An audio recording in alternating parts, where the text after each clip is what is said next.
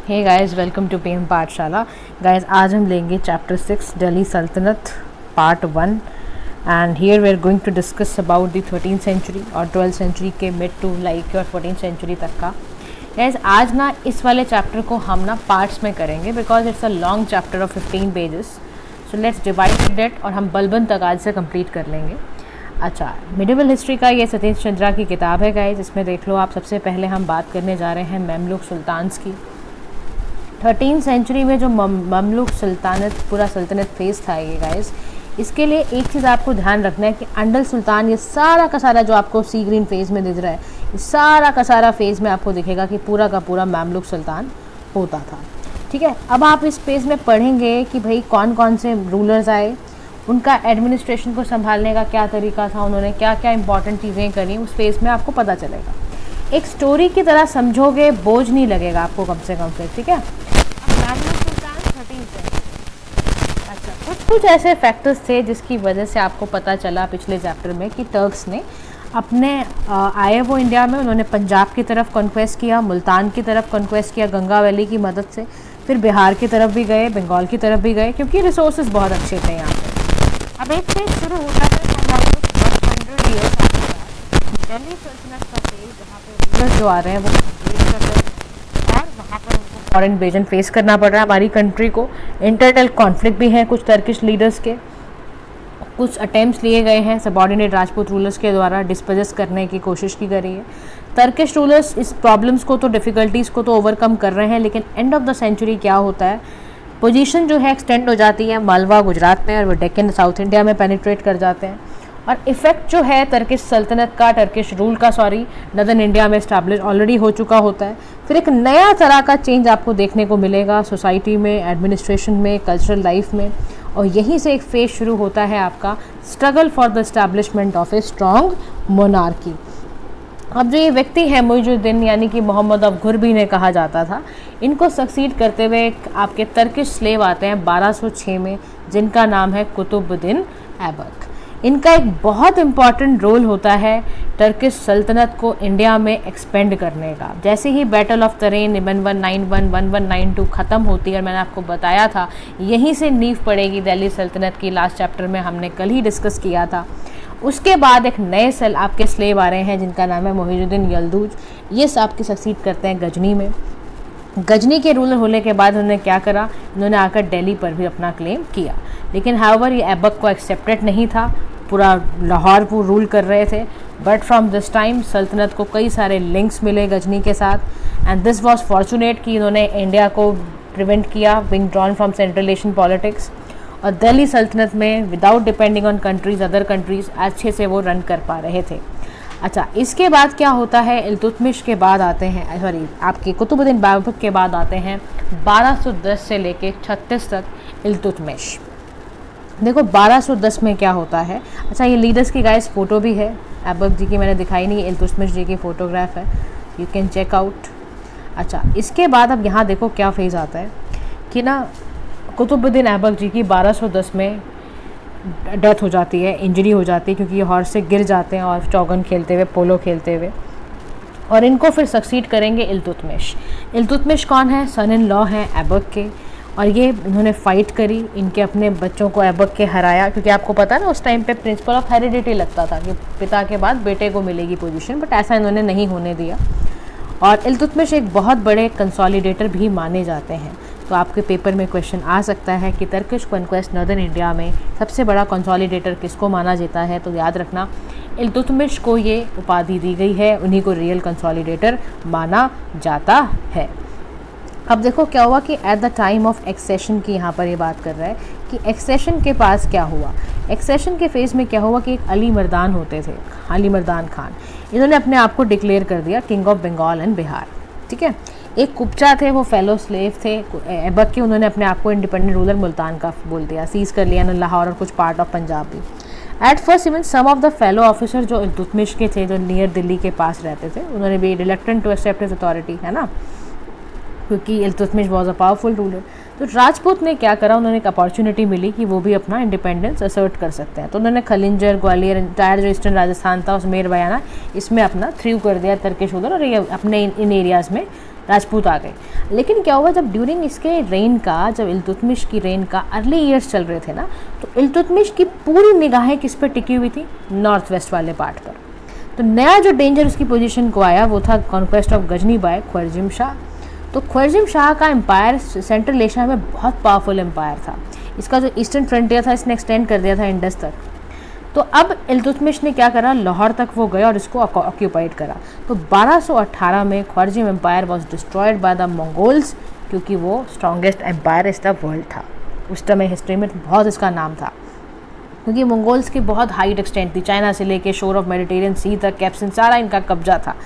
तो जिन the danger it posed to India and effects on Delhi sultanate definitely इसमें था, तो होना ही था। तो मंगोल ना अब क्या हो गया, बिजी, अलग अलग जगह पर बिजी हो गए। इसी बीच क्या हुआ, इल्तुतमिश ने कोपचा को हटाया, मुल्तान से, उच्च से, फ्रंटियर ऑफ दिल्ली को इन्होंने पूरा अपना कब्जे में ले लिया, इंडस रीजन तक इन्होंने इल्तुतमिश ने अपना कब्जे में कर लिया। अब देखो, आप कुछ किस्मत की भी बात थी और कुछ इनका इंटेलिजेंस भी था कि कब क्या करना है, कौन सा डिसीजन लेना है, ये इल्तुतमिश करते थे। तो secure in the west, Iltutmish was able to turn his attention elsewhere. उनको पता चल गया कि अब मैं वेस्ट में सिक्योर हूँ, अब किसी तरफ और अटेंशन करते हैं।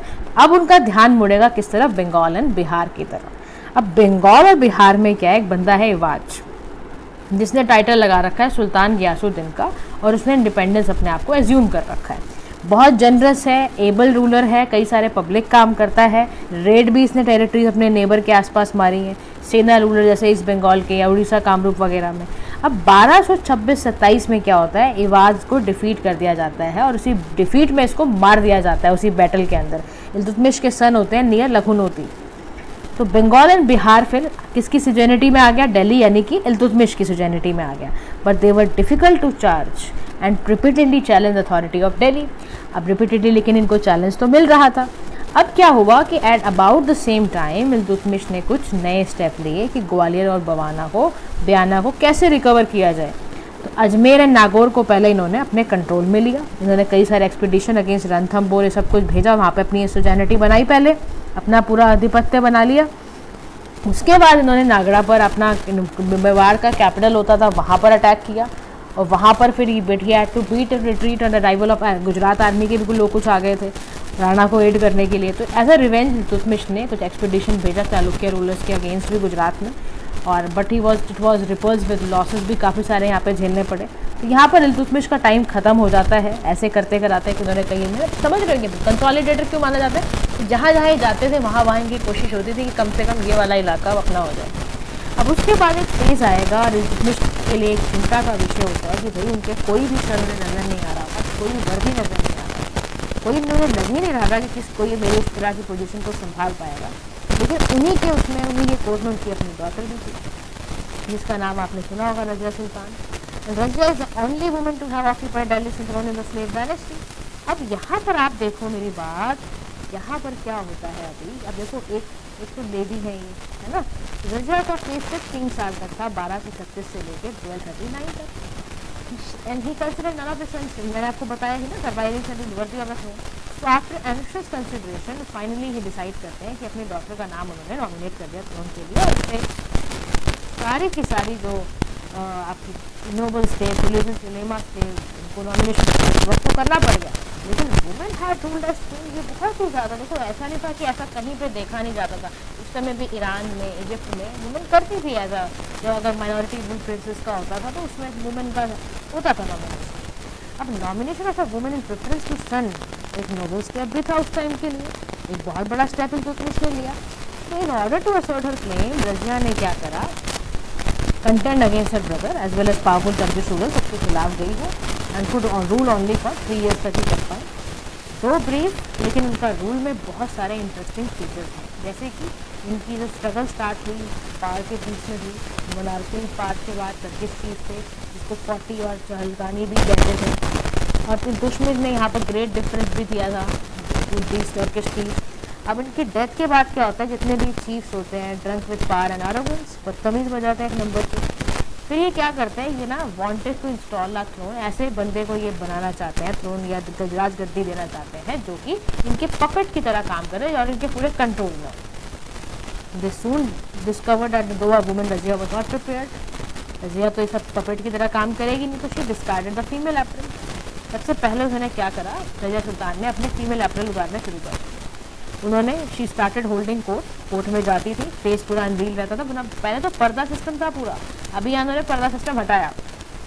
हंट करने में जाती थी या आर्मी वॉर में भी लड़ने जाती थी। इल्तुतमिश के वजीर थे Nizamul Mulk Junaidi, who had opposed her elevation to the throne. उन्होंने बिल्कुल ही यहाँ पर इनका खिलाफत कर दी। अब ये सारे के सारे नोबल्स के साथ मिलके चले गए, उनको डिफीट करा and was forced to flee. अब इसने क्या करा, she sent an expedition against Ranthambore में भी इन्होंने कुछ एक्सपीडिशंस भेजे एक राजपूत को कंट्रोल करने के लिए। सक्सेसफुली वहाँ पे इन्होंने लॉ एंड ऑर्डर भी स्टेब्लिश करा अपने किंगडम में। लेकिन जो इनका अटेम्प्ट था to create a party of noble loyals to her and raise not to high office to get to position, ये बहुत बड़ा पोजीशन का कारण बन गया। अब टर्किश जो नोबल्स होते थे ये वुमेन की फेमिनाइन मॉडेस्टी को वायलेट करने का इनके ऊपर आरोप लगाते रहे। इनको बोलते रहे कि ये बहुत ज़्यादा एम्बिशियस नोबल्स थे। वो तो बेसिकली ना आप समझो बात को कि बेसिकली वो पूरे अगेंस्ट हैं एक फीमेल रूलर के, है ना। तो वो फिर इस चीज़ को कुछ वो लेकर आएंगे, कई सारी चीज़ें उन्होंने बतानी शुरू कर दी कि फेमिनाइन और मॉडेस्टी को वायलेट कर रही है, ये एम्बिशियस नोबल के बहुत ज़्यादा फ्रेंडली हो रही है। याकूत खान को सुपरिटेंडेंट उन्होंने रॉयल स्टेबल का बना दिया था, तो उनकी क्लोजनेस इनको समझ नहीं आ रही थी। लेकिन कंटेम्प्रेरी राइटर्स लिखते हैं not accuse Razia of any personal intimacy with him. इन पर इल्ज़ाम लगाया जाता था ना कि she is characterless now, she is doing anything else, ऐसे कर रही हैं। लेकिन जितने भी कंटेम्प्रेरी राइटर्स हैं वो रजिया को पर्सनल इंटीमेसी के साथ याकूत खान के साथ कुछ नहीं देखते। The charge that he use to lift her from the arms, basically इन्होंने क्या करा था, जो चार्ज लगाया गया था, he use to lift her from arm protest horse is wrong because Razia always prepare in public on an elephant में prepare होती थी, नॉट ऑन हार्स बैक पे जाती थी। रिबेलियंस कहाँ हुए, लाहौर में, सिरन में। Razia personally led an expedition, तो पर्सनली कहीं वो means Lahore compel the governor to submit. On the way of सिरन क्या हुआ कि जब सिरन की तरफ जा रही थी इंटरनल रिबेलियन ब्रोक आउट, इसमें याकूत खान को मारा गया, रजिया को तबीर हिंदा में इम्प्रिजन कर दिया गया, जेल में डाल दिया गया। हालांकि Razia won her capital Altunia and after marrying him made a renewed attempt Delhi में वापस लिया उन्होंने, लेकिन Razia fought valiantly but was defeated and killed in a forest में। इनको जब वो फ्लाइट की तरफ जा रही थी तो इनको मार डाला गया। तो देखो जब तक ये रहीं तब तक उन्होंने लड़ती रहीं एंड में जब डेथ हो गई तब तक नहीं लड़ी। मतलब आप तो the lady is full of confidence and full of bravery, जिन्होंने जब तक जी हो कभी भी नेवर गिव अप का एटीट्यूड था ही नहीं। तो आज की वीडियो का हम इसमें ना एरा बलबन करते ही इसको ख़त्म कर देंगे, बाकी का पार्ट जाए हम नेक्स्ट वीडियो में करेंगे। Not the no I don't want you to be bored, और मैं चाहती हूँ कि अब छोटा बनाओ उसमें आप अच्छे से करो, ठीक है। एरा बलबन गाइस काफ़ी लंबा था, 1246 से लेके 1287 तक। अब जब स्ट्रगल चल ही रही थी, देखो आप बलबन जी को भी देखिए, उनके भी दर्शन दीदार कर लो आप। अब देखो स्ट्रगल चल ही रही थी, आप जानते ही हो। अब जब स्ट्रगल चल रही थी बिटवीन टर्की चीज है ना ये सारे के बीच में, तो इसमें उलुग खान थे, हिस्ट्री में इनको टाइटल दिया गया बलबन का। ये ग्रेजुअली बहुत एरोगेट हो गए सभी पावर के लिए, और ये फाइनली असेंड कर लिया इन्होंने अपना ट्रोन 1265 में। अब इनके अर्लियर पीरियड में गाइस क्या होता था, इनको पोजीशन मिलती थी नायाब या बेकुटी की नसरुद्दीन मजमूद की, है ना, यंगर सन थे ये basically Iltutmish, whom Balban has help in securing the 1240। तो बलबन फर्दर अपनी पोजीशन को स्ट्रेंथन करते हुए क्या करते हैं, ये वन ऑफ हिज डॉटर से शादी कर लेते हैं। तो growing authority of Balban alienated, बहुत सारे चीज़ को उन्होंने अपने रास्ते से हटाया, ठीक है। और ये सारे के सारे अफेयर्स ऑफ गवर्नमेंट को इन्फ्लुएंस करने लगे। नसरुद्दीन महमूद जो थे काफ़ी यंग थे, ठीक है, और इनएक्सपीरियंस थे, देयरफॉर हैज द कॉन्स्पिरेसी 1253 में कॉन्स्पिरेसी का शिकार हो गए, और बलबन ने वहाँ पर भी पूरी की पूरी पावर अपने हाथ में कर ली। तो बलबन ने इमामुद्दीन रायहान थे, इंडियन मुस्लिम थे, इनको भी रिप्लेस कर दिया। तो ऑल्दो जितने भी टर्किश चीफ थे वो ये चाहते थे ये सारी पावर अथॉरिटी उनके हाथ में रहे, लेकिन भैया ये बलबन है, इन्होंने अपनी पोजीशन को बिल्कुल भी हिलने नहीं दिया। Balban agreed to set step aside but carefully continue to build his own group बनाने लग गए वो। विद इन 1.5 ईयर के अंदर ही manage to win over some of his opponent. Balban now mid preparation military showdown करना शुरू कर दिया। और ये माना जा सकता है कि इनके कॉन्टैक्ट बलबन के मंगोल्स के साथ भी थे, जिसका लार्ज पार्ट आपका पंजाब वाला पार्ट भी इनका इसीलिए इनके कब्जे में आ गया। सुल्तान महमूद थे, उन्होंने काफ़ी पावरफुल सुपीरियर स्ट्रेंथ थी बलबन के ग्रुप में, dismiss Rayhan. After some time Rayhan was defeated and मार भी डाला गया। तो Balban got rid of many of his other rivals by means of fair और फूल, या तो उनको बेवकूफ़ बनाया या किसी भी तरह से उनको अपने आप को हटाते चले गए। और he even went so far to assume royal insignia, छतर जिसको कहते थे। बस इन्होंने throne, he did not assume the throne himself, probably due to sentiment तरह की चीज़ के ताकि हर्ट ना हो जाए। लेकिन 1265 में सुल्तान महमूद जब मर गए तो हिस्टोरियंस का मानना है कि बलबन ने उनको यंग किंग को क्या दिया था, पॉइजन दे के मार डाला। इन्होंने अपना थ्रोन इन्होंने क्लियर करने के लिए सारे हार्श अनडिजायरेबल मीन्स को अपनाया ताकि ये कब्जा कर लें और एक era of strong centralize government का हो जाए, इसको एरा ऑफ बलबन कहेंगे। ठीक है, तो बलबन ने कॉन्स्टेंटली अपनी प्रेस्टीज को बढ़ाने के लिए, पावर को बढ़ाने के लिए, अपनी मोनार्कियल सिस्टम को बढ़ाने के लिए जो मीन्स इनको पड़े, इंटरनल डेंजर, एक्सटर्नल डेंजर, सबको इन्होंने फेस करा और फेस करते हुए उन्होंने अपनी अथॉरिटी सब कुछ प्रिविलेजेस काफ़ी क्रिएट कर लिए थे। When he tried to strengthen his claim to the throne by declaring that he is a descendant of, इन्होंने क्या करा, इन्होंने बता दिया कि भाई मैं तो डिसेंडेंट भी हूँ लेजेंडरी इरानियन किंग एफ्रिसियाब का। तो इस चीज़ को प्रूव करने के लिए नोबल ब्लड ही इनके अंदर, तो बलबन ने चैंपियन ऑफ टर्किश नोबिलिटी को भी बना दिया, अपने आप को ऐसा डिक्लेयर करा है इसके हुए। उसके बाद ही refuse to entertain for the important government post anyone did not belong to a noble family, जो बिलोंग नहीं करते उनको देना ही नहीं है। मतलब आप देखोगे यहाँ पर ये धीरे धीरे इंडियन मुस्लिम्स को एक्सक्लूड करेंगे, सारी की सारी पावर अपने हाथ में लेके। फॉर एग्जाम्पल के तौर पर ही refuse to grant audience to an important traders, मानने ही बंद कर दिया था, जो हाई बॉन्ड नहीं हुए हैं उनको करते हैं। हिस्टोरियन बरानी बताता है कि हिमसेल्फ इन्होंने अपने आप को डिक्लेयर कर रखा था ये टर्किश नोबल है, और इनके बारे में एक बात कही जाती है जो बरानी ने कही थी कि whenever I see a base born ignoble man, my eyes burn and I reach in anger for my support to kill him। हालांकि ये बात साबित नहीं होती कि कहीं सही में कहा भी था या क्या था, बट दे शो दैट, लेकिन हाँ ये बात ज़रूर है कि उनका ये एटीट्यूड ज़रूर बताता है कि वो जो लो बॉर्न होते हैं वेदर टर्क और नॉन टर्क उनको पसंद नहीं करते थे। तो बलबन वॉज नॉट, अच्छा इतना ज़्यादा था कि अपने किसी फैमिली मेम्बर के साथ भी ये अपनी पावर को शेयर नहीं करते जाते थे। डिपॉजिटम, जिसको इनको डिस्पॉजिटिज्म भी नहीं पसंद था, was not prepare to hear any criticism, इनको कोई खिलाफ बोल नहीं सकता था।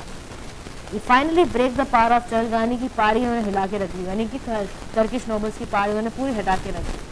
ही did not even hesitate to poison his cousin, Sher Khan को भी उन्होंने पॉइजन दे के मार दिया था। एट द सेम टाइम उन्होंने कॉन्फिडेंस पब्लिक का जीतने के लिए extremely administer justice with extreme impartiality, not even highest in the land but to spared of the transgress his authority. उन्होंने क्या कहा, जो father of governor of Badaun थे, ठीक है, also the father of governor of Awadh as well, उनके साथ exemplary इन्होंने पनिशमेंट दी for cruelty to their personal slave. तो keep himself well inform, Balban हर डिपार्टमेंट पे स्पाई रखने के लिए अपॉइंट करते थे लोगों को। स्ट्रॉन्ग सेंट्रलाइज आर्मी थी इनकी, बहुत अच्छे से इंटरनल डिस्टर्बेंसेस को उन्होंने डील किया था कि ऐसे कैसे करना है। फॉर दिस पर्पज उन्होंने एक मिलिट्री डिपार्टमेंट भी बनाया था जिसका नाम है दीवान अर्ज। सोल्जर्स को पेंशन देना, ट्रूपर्स को no longer fit for service, जो नहीं लगते थे उनको हटा भी देते थे। सम मैनी ऑफ जो आपके लगते थे, since many of the troopers were Turks who came to India in the time of Iltutmish, उनको काफ़ी रोना धोना पड़ गया। लॉ एंड ऑर्डर सिचुएशन को संभाला गया, दिल्ली की जो लग रहा था कुछ टॉयलेट ना हो जाए, ये सारी सिचुएशन को डील करते करते उन्होंने एक काम और कर दिया। He adopted the policy of blood and iron. Ruthlessly न्यूज़ को मारते थे ये, फॉरेस्ट अराउंड दिल्ली को कट किया इन्होंने, कई सारे जो मिलिट्री आउटपोस्ट थे, थानाज थे, उसको वहाँ पे स्टैब्लिश किया। तो बलबन ने ये भी ऑर्डर किया कि फॉरेस्ट को क्लियर कर दिया जाए, जितने भी विलेजेस हैं, रिबेलियंस हैं, उनको डिस्ट्रॉय कर दो, चाहे वो मैन है वुमेन है, सबको हटाओ। जितनी भी कॉलोनीज थी अफगान सोल्जर्स की, वहाँ पे सेटल कराया उनको, सेफ गार्ड करा उनकी रोड्स वगैरह। तो बहुत ही हार्श मेथड इन्होंने अपनाए कि कंट्रोल द सिचुएशन। और ये क्या करते थे, लोगों को इम्प्रेस करने के लिए गवर्नमेंट भी कभी कभी स्ट्रेंथ बढ़ाना, या कभी कभी बलबन मैग्निफिकेशन कोर्ट बिठा देते थे, ठीक है। ऐसा इनको सजदा और पाइबॉस का बड़ा शौक था, सेरेमनी करते थे स्पेशली ये, ठीक है। उसके बाद उनको ना आपका ये कह सकते हो कि however the little objection could be raised because at the time when most Muslim states of Central and West Asia had disappeared altogether in the face of Mongol onslaught. So Balban and the Sultanate of Delhi stood almost alone as a champion of Islam. तो सोचो आप, इनकी strong army, यानी कोई expedition के लिए भी कोई डिस्टेंस भी नहीं जाना पड़ रहा, ठीक है, बंगाल की तरफ भले एक गए हो एक आध बार। तो बलबन फिर 1286 में मर जाते हैं undoubtedly. He was undoubtedly one of the main architects of सल्तनत ऑफ दिल्ली। बिल्कुल इनको कहा जा सकता है कि अल्टीमेट सल्तनत तो इन्होंने दिल्ली का स्टैब्लिश करा, पर्टिकुलरली इस फॉर्म ऑफ गवर्नमेंट इंस्टीट्यूशंस के फॉर्म में, मोनार्कियल स्टेट्स को बढ़ा के, उनकी पावर को बढ़ा के। बलबन ही थे जिन्होंने दिल्ली सल्तनत को स्ट्रेंथन करा, but even he could not fully defend northern India को पूरी तरह से मंगोल से नहीं बचा पाए थे। लेकिन हाँ, moreover while largely including non tufts को हटा के composition of power and authority, he has created the base और कई लोग इनसे डिससेटिस्फाइड तो देखो लोग रहेंगे, क्योंकि बहुत सारी प्रेस डिस्टर्बेंस, बहुत सारी ट्रबल थी आफ्टर हिज डेथ। उनकी डेथ के बाद अब कौन राजगद्दी संभालेगा वो हम नेक्स्ट सेशन में गाइस डील करेंगे। Thank you so much for listening. Do like, share and subscribe to TM Pathshala. Have a nice day to all.